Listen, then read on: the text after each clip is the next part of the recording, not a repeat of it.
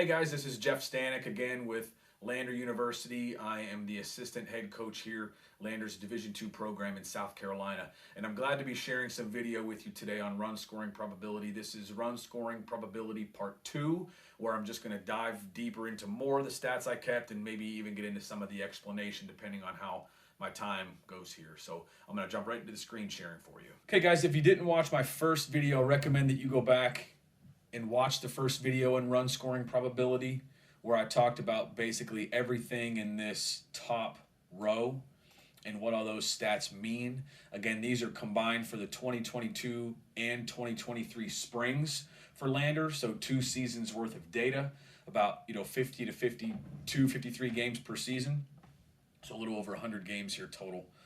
I'm going to start with this second row here. So I'm going to try to just, there we go, move these so it's not so confusing. So it's not so much on the screen for you here. But let's go to the pink highlighted area. In the pink highlighted area here, I'll make the whole thing pink for you. What we're looking at here is, again, my shorthand, 0 FB innings. That means 0 free base innings. So when I'm keeping these statistics, a free base to me is either, in this case, it's getting on base for free. Not necessarily moving up a base, but getting on base for free. So we're talking about a walk, a hit by pitch, or an error, which we can talk about later in another video about what those things mean. But that's when I was keeping these stats, that's what I was talking about. As an offense, when we had 0 free bases, no walks earned, no hit by pitches for our hitters, and didn't create an error, on our offense, this is what came out. This is what happened. We averaged 0.31 runs per inning when we did not have a free base. As an offense, no walks, no hit by pitches, no errors for the defense. Okay. If we go to the next highlight here, whatever color you want to call this, brick red or whatever it is, if you can still see this, the important stuff's in white. When we had 1+ free base, okay, so at least one walk, hit by pitch, or error for our offense in an inning, we averaged scoring 1.22 runs per inning, compared to 0.31 runs per inning. We had no free bases.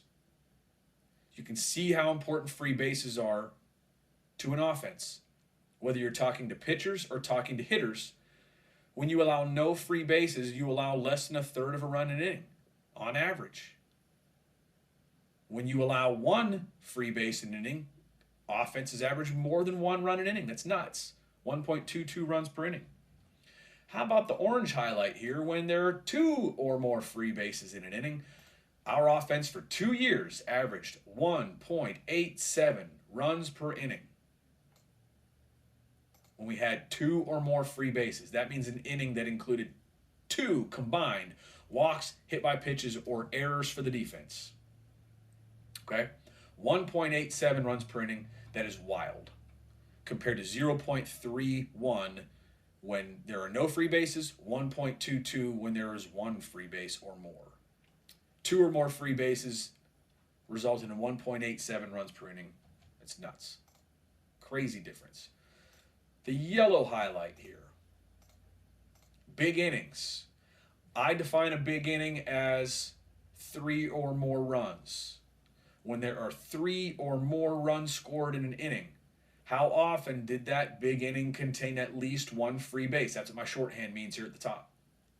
How often did a big inning include at least 1 free base? 86% of the time. Another insane statistic. That means if you don't allow, as a defense, as a pitching staff, if you don't allow a free base, you're almost never, rarely going to give up 3 or more runs in an inning. However, as an offense, you're trying to create big innings. If you want to create a big inning, 86% of the time, a big inning, an inning with 3 or more runs scored, included a free base. So as an offense, if you want to create big innings, you better find a way to create some free bases. Get on base for free, is what that specifically means. Find a way to create walks, hit by pitches, or create errors as an offense. You drastically increase your odds of having a big inning.